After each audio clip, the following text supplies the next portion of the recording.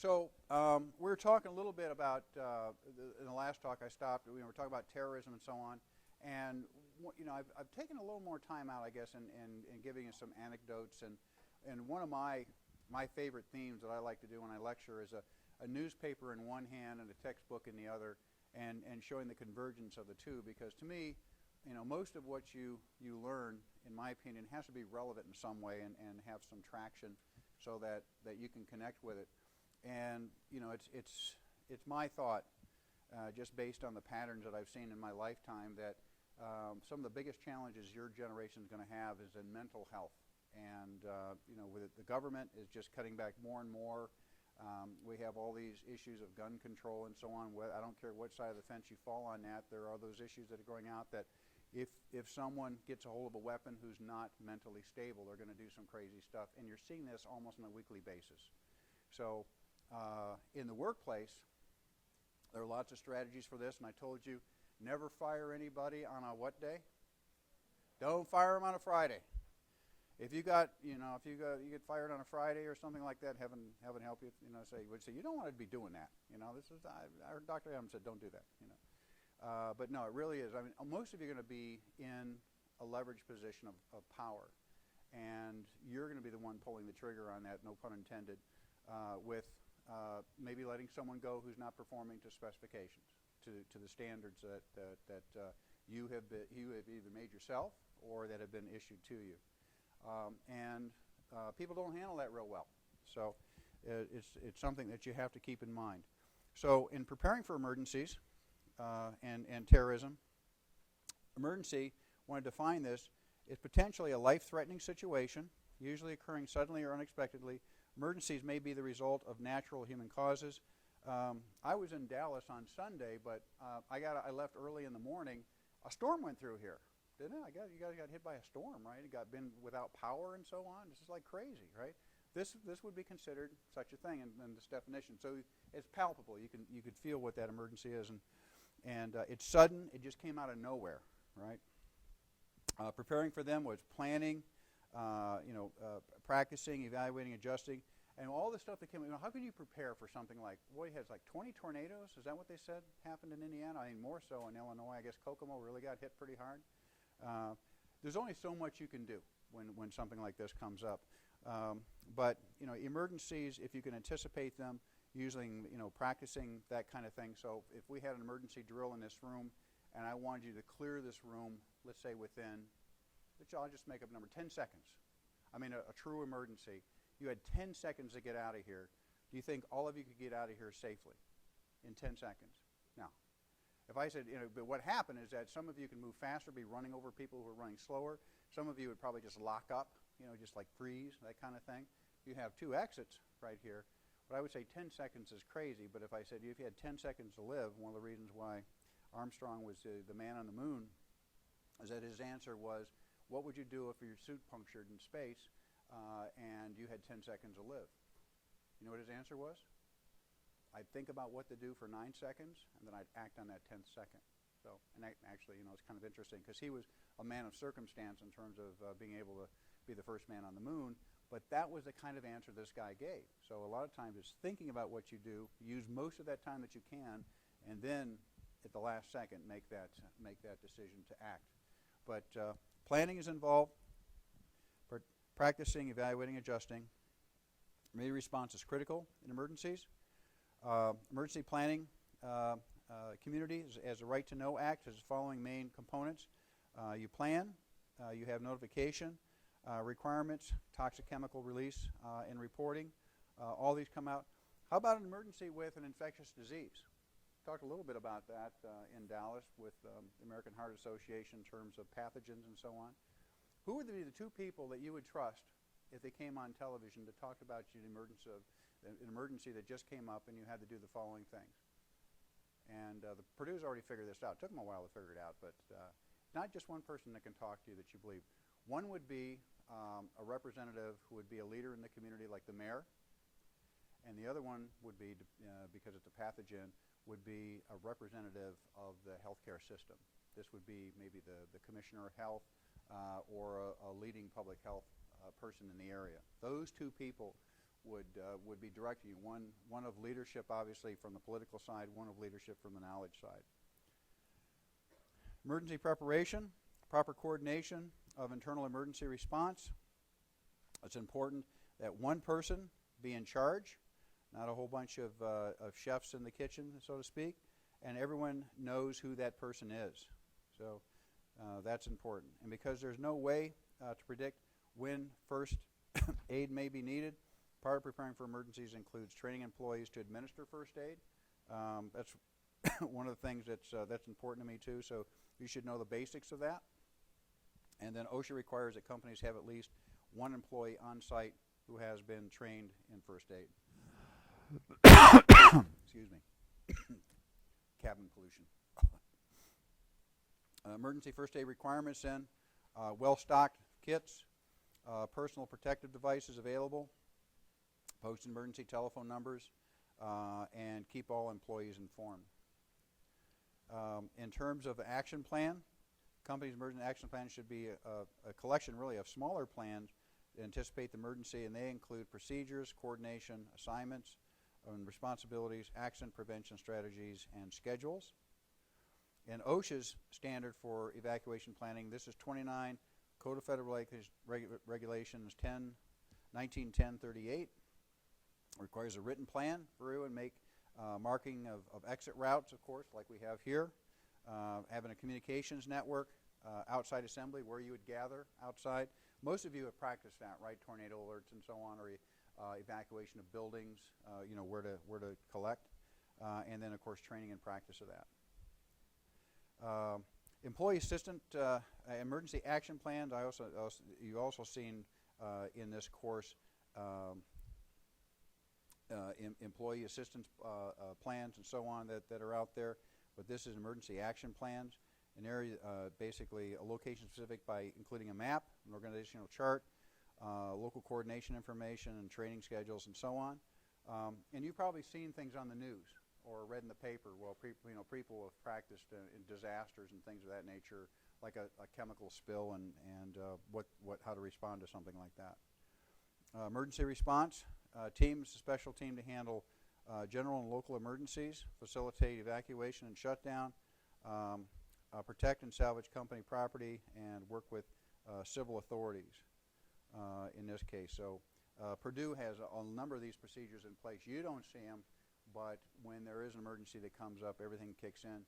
In particular, ever since the whole thing happened at Virginia Tech, this goes back a number of years for you, but when the shooter went around indiscriminately shooting a bunch of students and a professor, there really wasn't anything in play in terms of what's the plan for that. And now there's a network that goes out, and it was interesting because at first the administrators were talking about, well, let's email the students, and even then students say we don't communicate that way, we text, right? So that's how we're going to connect with each other. Took almost 2 years for the administration here to figure that out. And it was a simple lesson from Katrina that happened down in New Orleans, that texting is more reliable and it facilitates communication. So that all got turned around. So there's now this layering of emailing, texting, and so on and so forth to let you know if there's an emergency, in this case on campus. Trauma, post-traumatic stress disorder, seeing more and more of that with the military, especially as they all come back from Afghanistan and Iraq. Pretty much wrapped up in Iraq, but Afghanistan, to result exposure to a disaster emergency is so shocking that it impairs a person's sense of security or well-being, and if it's untreated, it can manifest itself in post-traumatic stress disorder, and is characterized by intrusive thoughts, flashbacks, paranoia, concentration difficulties, rapid heartbeat, recovery communications, employee support, and then assistance. A disaster recovery plan, recovery coordinator, a team, recovery analyst, damage assessment, salvage operations, recovery communications, employee support, and assistance. All these go into play with these infrastructures, and you may, I think they're out there, but when a disaster occurs, all these things went into play. The things that I'm talking about right here actually went into play when that storm hit it came blowing through here on Sunday. Terrorist attack precautions. Run obviously a safe and caring operation. And all of these, when you look at this, it really involves communications, right? So important to communicate. Listen to the employees, train them. Obviously, that's all part of the bigger picture. Know your personnel, empower them to make decisions, harden the site against external threats, and restrict access. I think that's another thing that you're going to see as time goes on, is that everyone's going to have a card with a chip in it, and it's going to know where you are, what you're doing, where you're moving from point A to point B. And as I mentioned, when I was at Johns Hopkins University evaluating their program a few years ago, they're in the heart of Baltimore, and they know where all their students are at all times, and there's no way they can get in or out of a building without a student access card. Some of them have 3 or 4 of these things. I mean, it looks like a chain of cards, because it allows access to other sites, other restricted places such as laboratories and so on. Just an amazing thing to see. And then going in and out of the building, they have metal detectors. So you basically have to strip down, put all your book packs through and everything like they get on the other side. You don't have that here at Purdue, but I see eventually a time where you're going to see that kind of access coming up more and more. Hopefully it's not going to be in response to a bad thing. I'm really hoping that doesn't happen here at Purdue.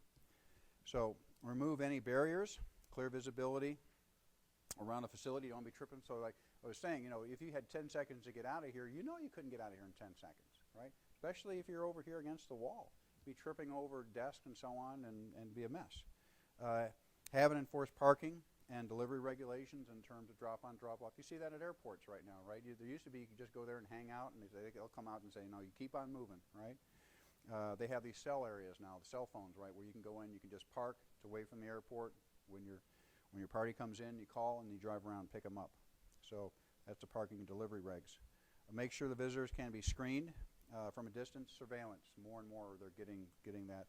And I'll talk about this on Thursday a little bit, but when I was in Dallas near the Daley Plaza, they have police cameras everywhere.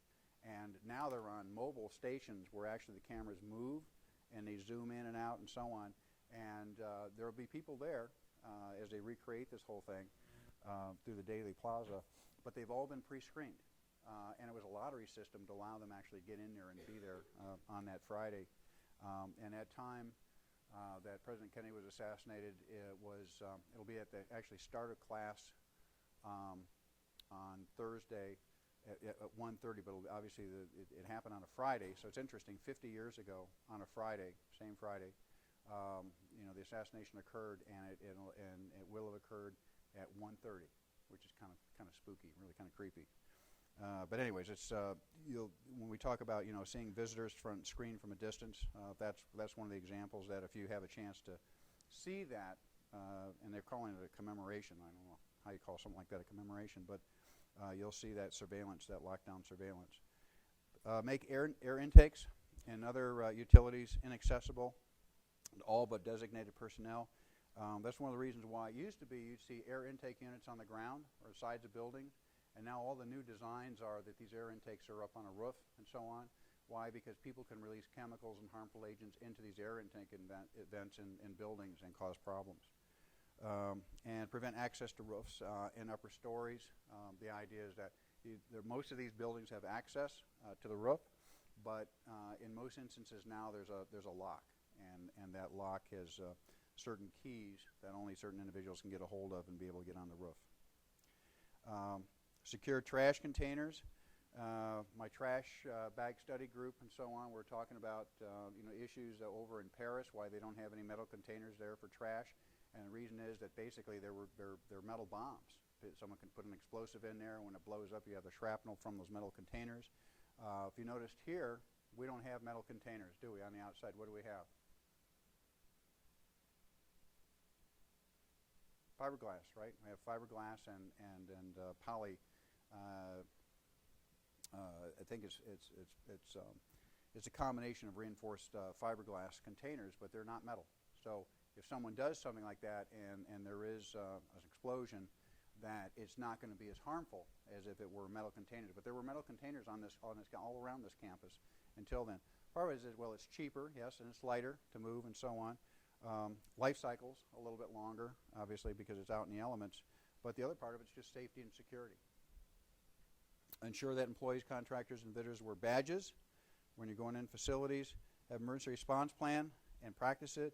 Be cautious of what information is placed on your company's website, because that also can be information. I think some of you have seen this where you get on Facebook or Twitter and you announce you're going off for vacation or something like that, and next thing you know, someone else is monitoring that. And I think about Facebook's kind of creepy to me, is like you can have friends of friends of friends. It looks like, the most, who are this person? It's like not even related to you, that they say, oh, that person's gone. Next thing you know, they're paying your house a visit, right? So you have to be very careful about that kind of stuff. Now, you can restrict access, as I understand it, for privacy issues and so on, but if you're not careful about that, then you're basically sending out a message about when you're there and you're not. Keep up to date with the latest safety and security strategies and protect the integrity of your facility's key system. Had a situation when I first came here one time that my laboratory was a storage room, and the storage room keys were in another room, and unbeknownst to me, I had a large television walk out of my lab and a few other things that were useful in the market, a couple of cameras and so on. I was very upset about that. But then I found out that, they just didn't upgrade the security system in my lab, and because it was a storage room, no one had real access to it. But when I started filling it up with stuff, someone went in there and cleaned out a few choice things. Well, I changed that now, and now when people come to my lab, there's a special AP key. It's numbered and it's indexed, and you cannot graduate if you're a part of my lab and you don't turn that thing in. So there's a very strong inventory system associated with that, and I learned the hard way. And unless it's $10,000 or more, you can't get it back. The insurance doesn't cover it here. It's crazy. So they help you with catastrophic loss, but if that stuff just was gone, and I had to rebuild it with other grants. So keep in mind this key system. Hazmat security plans.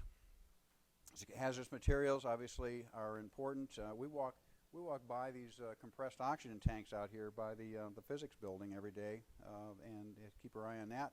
But hazmat security plan should have two components: personnel security and physical security in terms of location. And I did mention to you an example of the Burke Nanotechnology building, having these walls that basically, if an explosion occurred, that instead of blowing out all the walls, it blows off the top, which is a plastic dome, or one of the walls pivots and blows it out sideways like that, so you don't have a compression kind of issue. Office ergonomics. This is a major part of many things that you are probably familiar with in your own work in terms of workstation design and layout. So one of the things is basically organization in your office. There are parts of my office that are starting to look a little bit like this, but I'm a stacker, not a piler, so it doesn't look as bad. But there are some people literally that you cannot get into their office, and the chair has become yet another surface they can pile stuff up.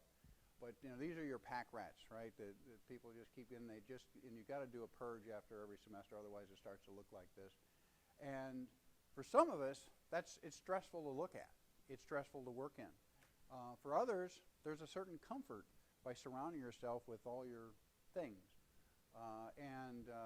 We have faculty, even in our own school, that have the ability to go through a stack of paper. Let me get this up here. But they can go through you ask them about a reference of something, and they literally can go down and they say, oh yeah, it's right here. And they'll pull it out and say, are you kidding me? Your mind is taken up with that kind of stuff. It's amazing. But they have that kind of organizational ability. So for them, it's okay. So as time has gone on, I'm less critical of people who have these kind of environments. But for me, it's not good. It's just very stressful. And maybe for many of you, it's stressful because work organization is very important. So posture at the computer workstation. Employees at a computer workstation should practice the following. They have to sit straight, facing the keyboard, and this helps your disc and your back and your neck. Hold the head slightly downward to avoid straining the neck and shoulders. Maintain hand and wrist straight in line with the forearm. So I I had Josh bring in one of the chairs from my lab. So this is kind of a little bit bigger chair. Not rolling real well, is it? Did you heard it? No? Anyway, see, this chair, comes with a number of features, but the idea when we talk about sitting straight, everything is, you'll be tested on this, I'll call it the right angle rule, right? So the lower legs to the upper legs should be at 90 degrees. The upper legs to the torso should be at 90 degrees. The arms should be down by your side. The upper arm relative to the lower arms should be at 90 degrees. That doesn't mean you have to hold this position, but this is your starting position. And then you can get any other position that you want to, but if you can't start in this position, you're never going to be comfortable in your chair. So that's pretty much what this is saying right here.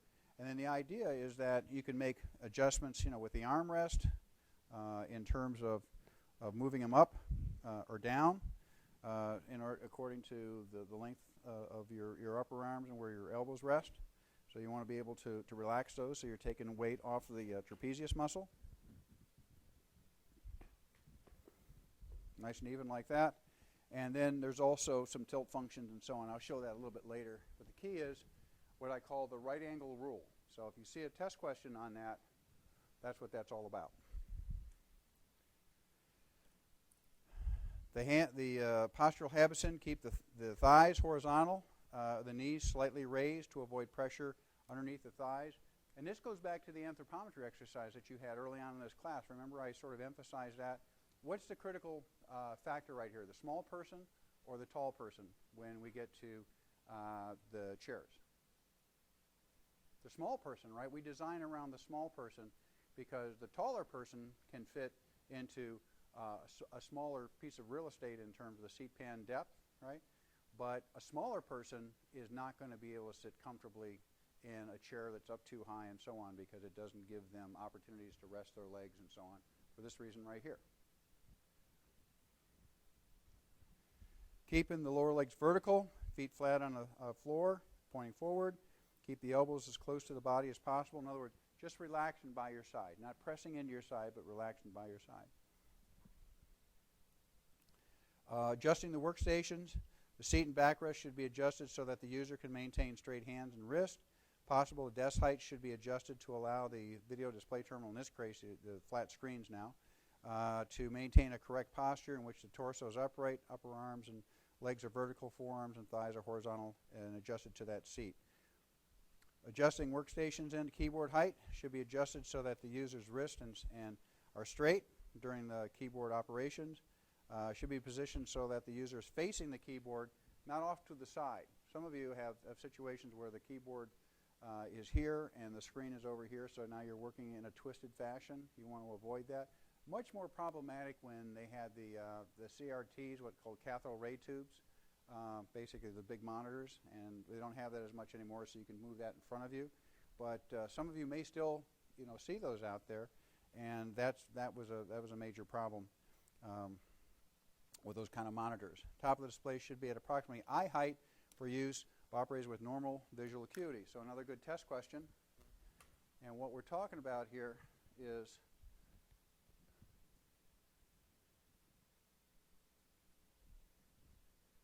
I'm not sure what that's going on here, but Korea, China, and Japan are on this curve here, and the U.S. is back here somewhere. Our educational system before college.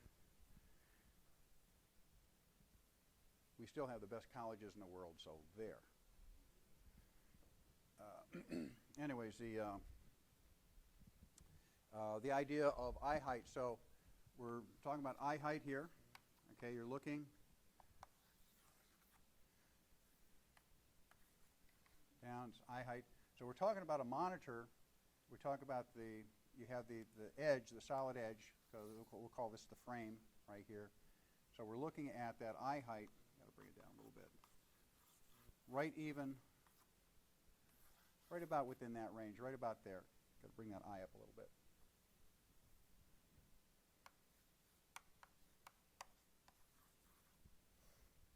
Why is that? Is there a reason behind that? The reason behind it, quickly, because we have a lot of content to cover, is that, and of course this is your screen. here. The reason is that if it's up higher, it used to be where they were recommending that it be put up here and that your eyes come to the middle of the screen.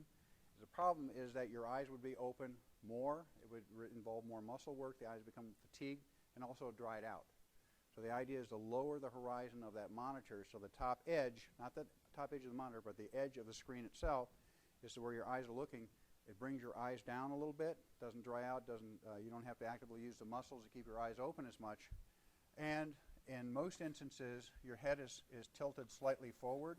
Looking forward, there is a certain amount of extension there, and there's less fatigue involved.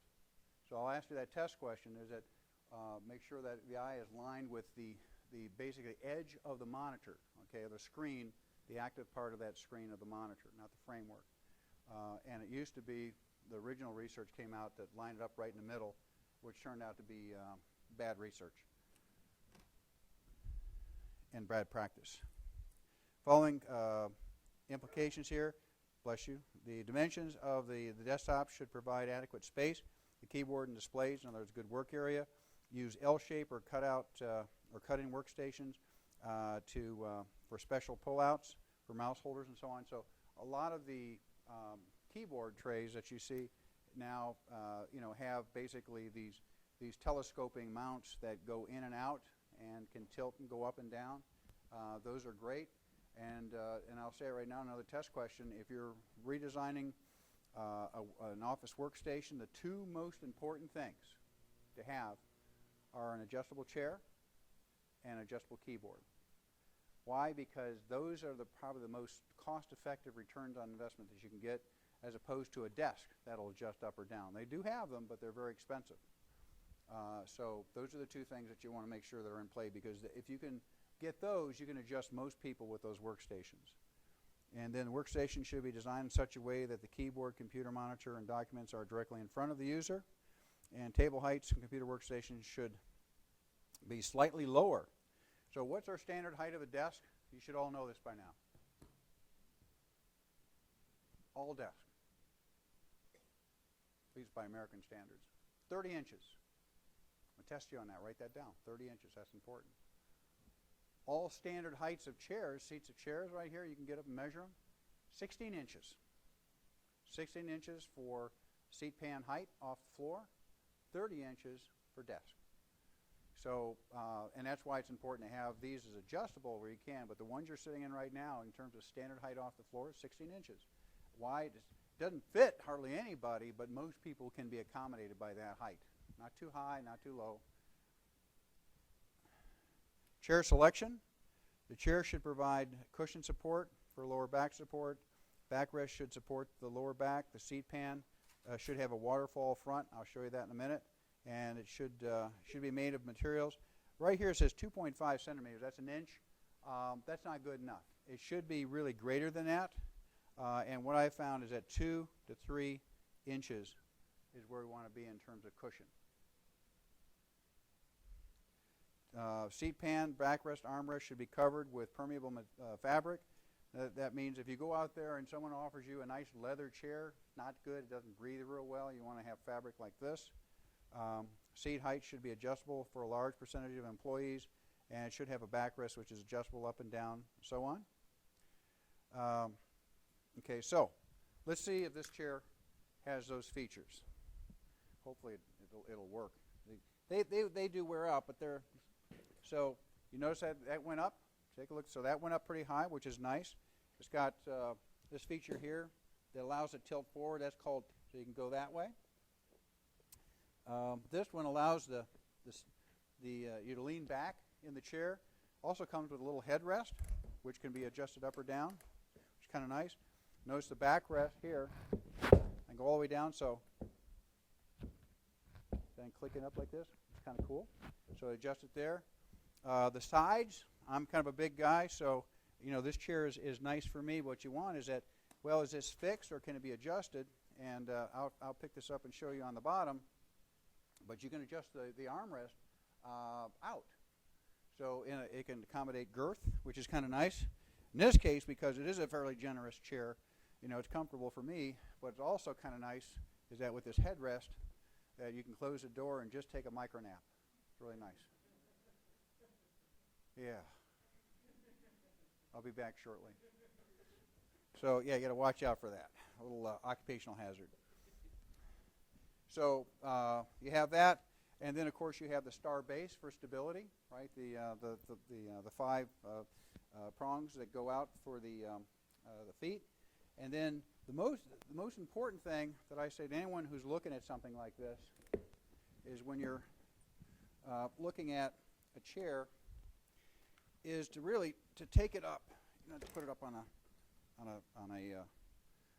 table like I'm doing, but you look underneath and look at all the controls. See right here, this is a knob that you can twist and you can move the armrest in and out.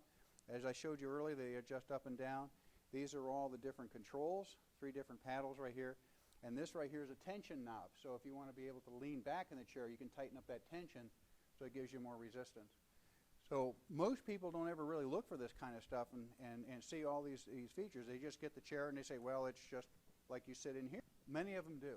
And the more of these controls, the more variability that you can customize a fit just for you. There's also another knob. Really can't see right there. This can loosen up. This allows the backrest. I think it's already loosened up, so I'll just bring it around.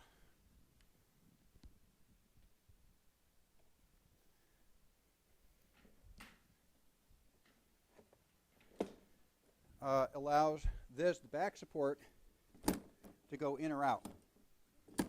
So if you've got really long upper legs, then you can move that back and tighten it up. If you have shorter upper legs, then you slide it forward. And last but not least, one of my favorite things, oh, by the way, these armrests, they shift around. They shift back like this. And notice you can get a little bit closer to the work. Or if you want them out a little bit, lean back, more sort of executive style, you can do it like that. But last but not least is this little pressure bulb back here. And what's neat about this is if you pump it like this, it inflates the lumbar support in the front, which is really cool. And then when you want to release that pressure, you feel it's too tight, there's just a little relief valve here, and you just push it and lets out that air, which is kind of nice. The university has a contract for these things right here. Outside market about $1,000. Purdue gets them about $300. And then they have a program where they can get them and split the cost between the university and the department. So it costs the department $150 for something like this, which is really kind of nice. So you really do get a nice return on investment. What they haven't done, and what's been one of my long-term fantasies, but you can take advantage of it if you want to, is that I would love to see these things wired up just like you do the more higher-end luxury cars where you can basically heated seats. And the idea is that it takes care of a lot of the issues in terms of the change of seasons where it gets kind of cold. So a lot of times for the ladies, they say, man, it's cold in here. If you just heat up that seat a little bit, it'd be very nice, very comfortable. So what I'm looking at is basically a proximity sensor, and you just put it, as long as it's like a seat pad, and it's over that pad, then it'll conduct, and it'll heat the chair up to whatever temperature that you want. Really kind of a nice feature. How do you offset that? It's going to cost a little bit more. Your heating cost over here. You basically localize the temperature and comfort, and you can control it this way. So, and they say, turn down the temperature, make it a little cooler, energy costs are less, and so on and so forth. If you control it here, it makes a lot of sense. No one has done that. Even though it's in the automotive industry, no one has done this for office furniture. It is a multi-million-dollar opportunity for anyone that wants to take it and run with it. So, knock yourself out.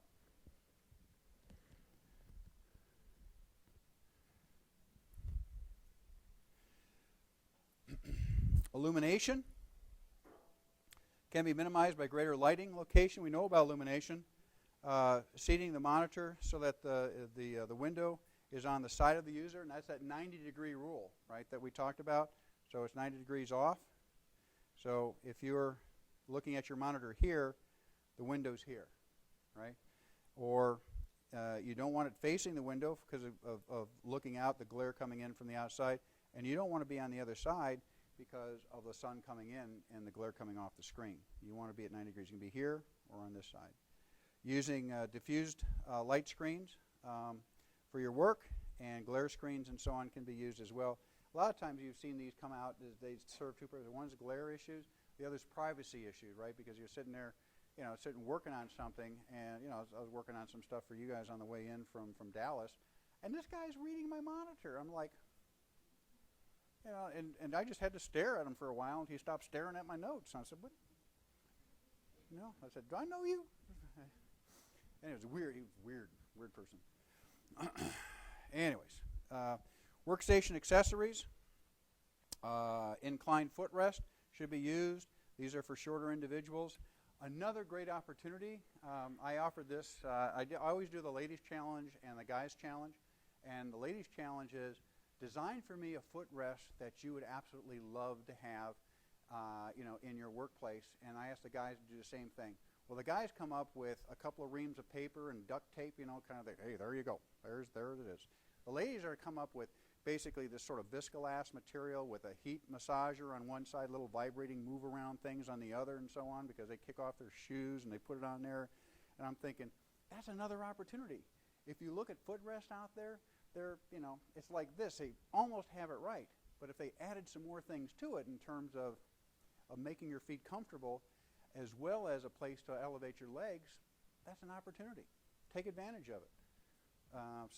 And inevitably, the ladies always win because they're much more creative about this kind of stuff.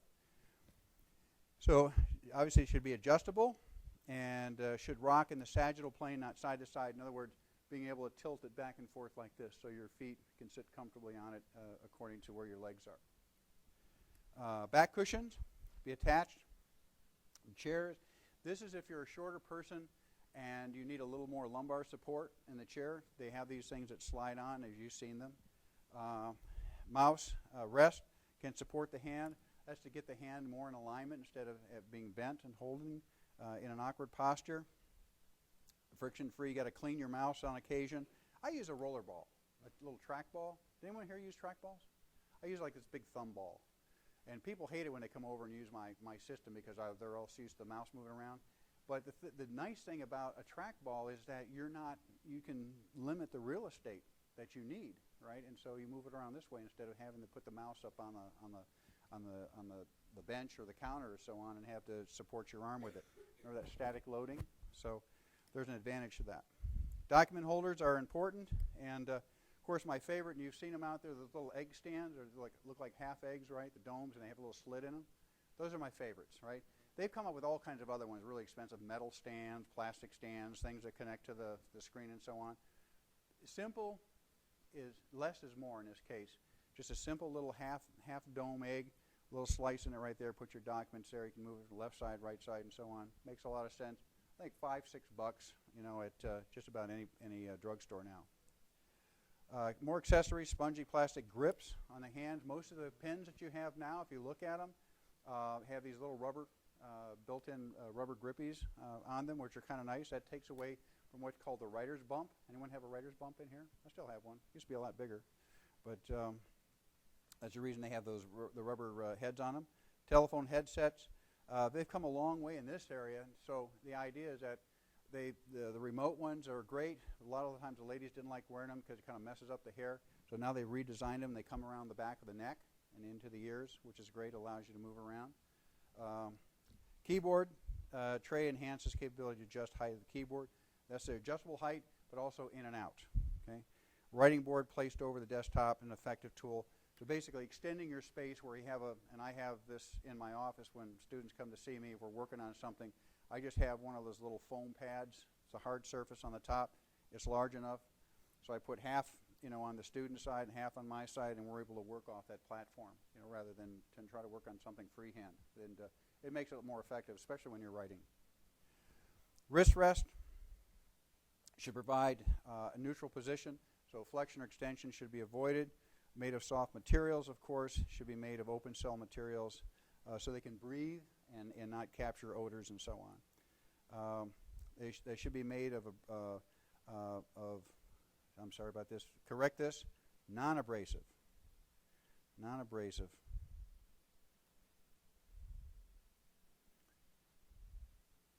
Oh, should not be, I'm sorry. Yeah, should, okay, I'm messing up here. Should not be, all right, so it's correctly said right here. And by the way, I'm working on that 40% male question, by the way. I just didn't have a chance to get to it. And then the wrist rest should have a removable and washable cover, and wrist should have a thickness that's the height of the keyboard. In other words, the whole idea here is to have a neutral posture. Oh, I don't want to write there. Just get rid of that. Annoying. Other recommended practices, obviously clean off your screens. There are places now that you go in. When I was traveling through the airports, I went into Brookstone. The big thing now, they have these little screen cleaners that you can get, right? So it's pretty popular. VDTs should perform, you should do short exercises, stretching, and so on and so forth. My pre-PTs and OTs in here, this is kind of like their domain, but you know, the whole idea is like shrugging the shoulders, doing stretching exercises and so on, and doing that every so often, stretching. Probably the biggest one that I can share with you is just, you know, when you're in a chair for a long period of time. Let's see if anyone's doing this. That's a great position to be in. Right here. So the legs are like underneath and they're folded back. The problem is that if you're in that position for a long period of time, you're in that position because your feet don't hit the floor as easily. But if you do that, what happens is you shorten the hamstrings, and then the problem is that when you stand up, your back is tight, right? So you're going to be going into a mode now that you're going to be putting a lot of hours in, cramming for finals and so on and so forth. Let me recommend this to you. I think you'll appreciate that. Instead of going off and getting yourself a Twinkie or a candy bar or something of that nature, just get up, get yourself some water, and do these simple stretches. And the easiest one for me, because I'm tight and I just wired that way, is just to bend over.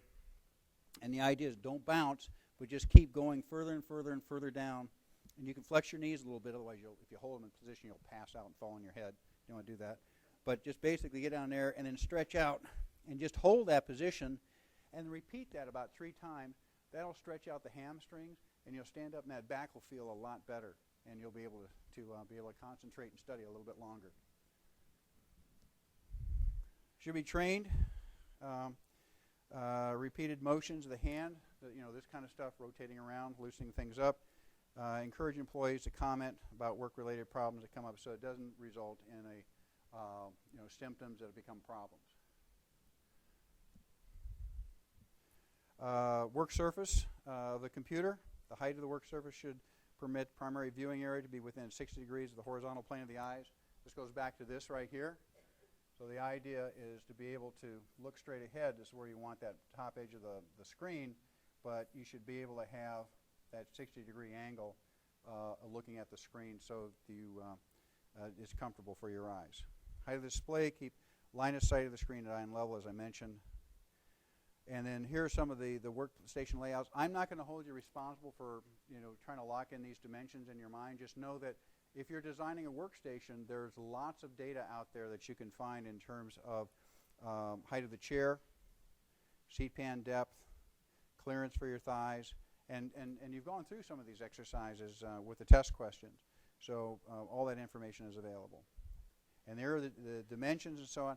Again, I'm not going to hold you responsible for that, but just know simply that when you're dealing with computer workstations, that the keyboard tray is on average, and that desk is on average about 2 inches lower than the standard height of a desk. So standard height of a desk is what? Desk? 30 inches, right? Chair 16. So the idea is that because your arms are down lower, right? If you're working off this surface, your arms are up like this, right? So you want that keyboard tray lower than that, at least 2 inches. So basically you're looking at around 28 inches for your keyboard tray when you're working with computer workstations. Recommendations, this Grandjean came out with this stuff. This is a real big deal in his day in the 80s. And he came out with these recommendations. They still hold today. Basically a little higher for men, a little lower for the ladies. Leg room to permit basic legs to be crossed and so on without difficulty underneath, so the clearance for the thighs.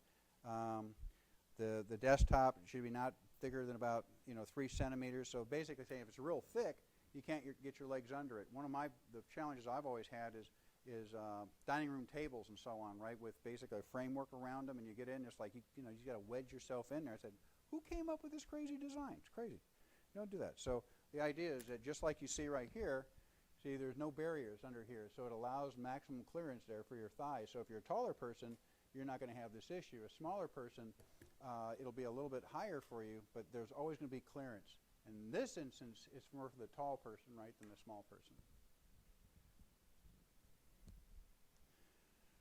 And here are just seat dimensions to be aware of. And you had this test question a little bit earlier, and that is that if I were to go out and order a whole bunch of these chairs, and what I feel pretty comfortable now is that you actually have skill sets that you've learned in this class, that if I said, I'm going to give you a $50,000 budget and I want you to order about 300 some chairs, and I want them high quality, but I want everybody who comes in to be able to fit into them. We're going to be working around the clock. So I'm going to start out in this chair, and then you're going to come in, and you're going to be occupying the same chair, and so on. So the idea is that, what's my height dimension? So you see where it is right now? So the idea is that for me, okay, this is actually, it's not bad, but I could go down just a little bit. Okay, well, that's about right, the 90-degree rule. But for someone who's a little bit smaller, would you mind being my model? Come on up.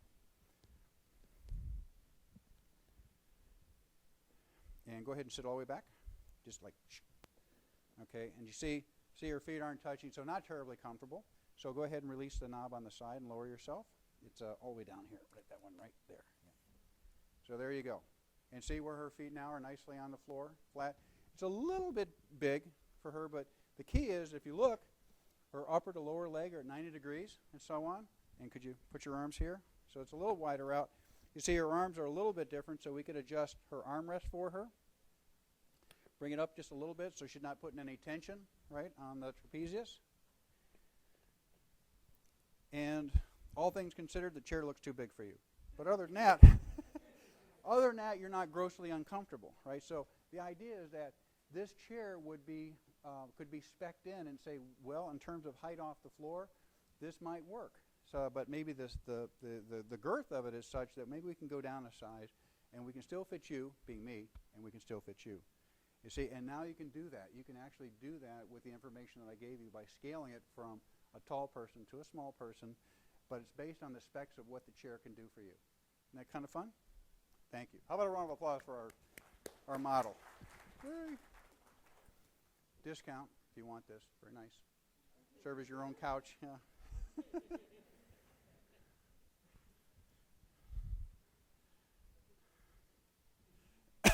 And then here are the dimensions that I just mentioned with the chair. I won't hold you responsible for these numbers.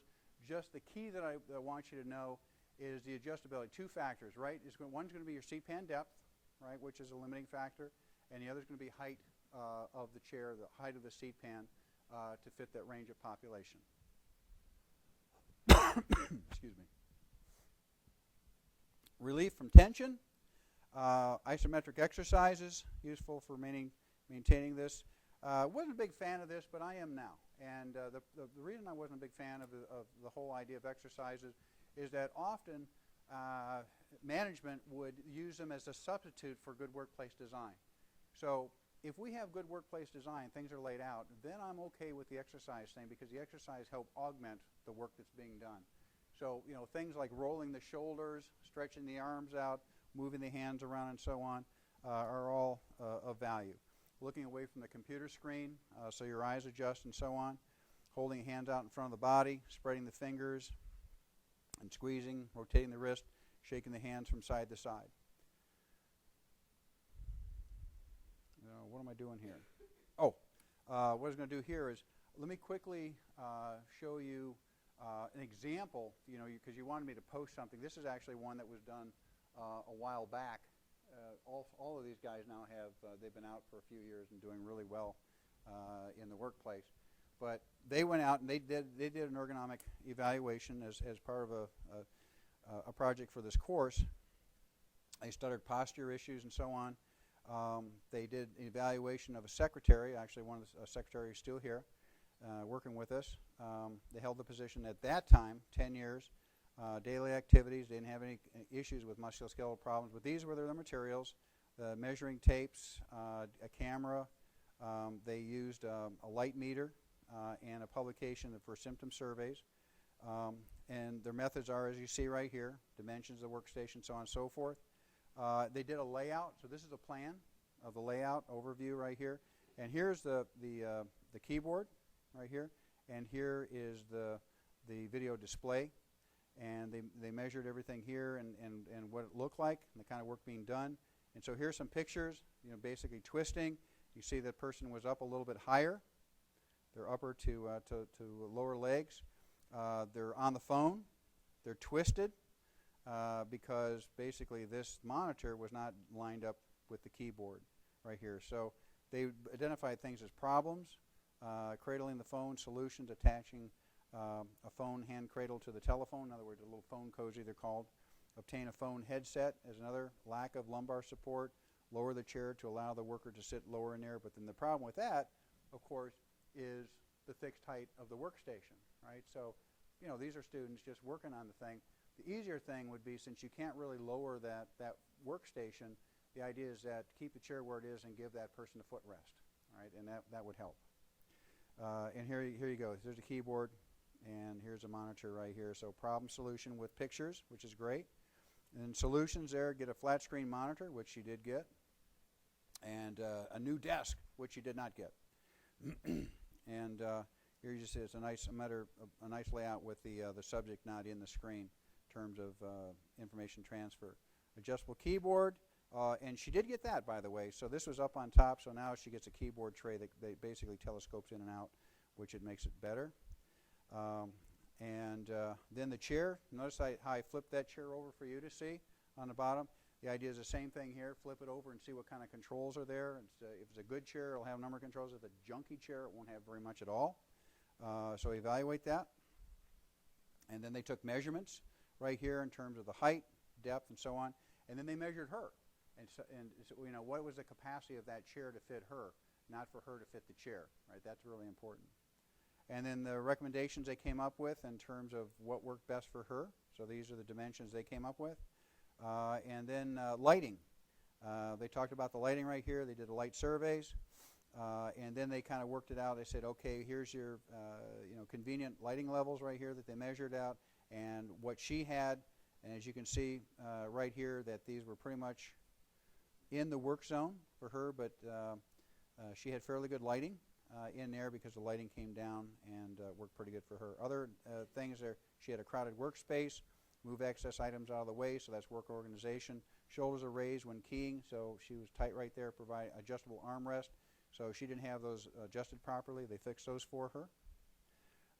Viewing distance, 19 inches. I will hold you responsible for that. So your viewing distance is usually about 19 to 21 inches from the screen. That's a comfortable viewing distance. Any further than that, then you have issues of sight alignment and visibility. Any closer than that, then you have other issues with the font not being clear and so on. So that's a comfortable distance that comes up a lot in the literature. Our conclusion then, the multitask job that she did, it allowed her to be more efficient if you made all those changes. And if you go and look at her workstation today, all the things that these students recommended, she has. Every single one of these things, including her own awareness about being able to adjust her workstation, which I think is pretty cool. And then REM, the Radiological Environmental Management Group, actually has a program that's been in effect for some time. And the beauty of it is that they basically set a trajectory of what it was going to cost the university if they didn't fix the problem. And then they put in the trajectory of what it cost to get the chairs. If they did fix the problem, that gap between what it's going to cost them versus what they paid, that's what they use to sustain the office ergonomics initiative. And that's been going on campus for at least a dozen years, if not longer. And then the whole idea there is that it's cost sharing. So the university picks up half the tab, the department picks up the other half of the tab. And if you leave, you can take that with you. Don't go too far. We're going to do a quiz. And then, so this is basically being worn out from workstation anxiety and organization. So any questions on that? I covered a lot of material pretty quickly, but I think it's stuff that you need to know. Again, I won't hold you responsible for the specifics on this in terms of dimensions, but know the few things, such as the distance to the monitor, its level in terms of eyesight lines, adjustability of the chair, and so on. The chair and keyboard tray are the two key things.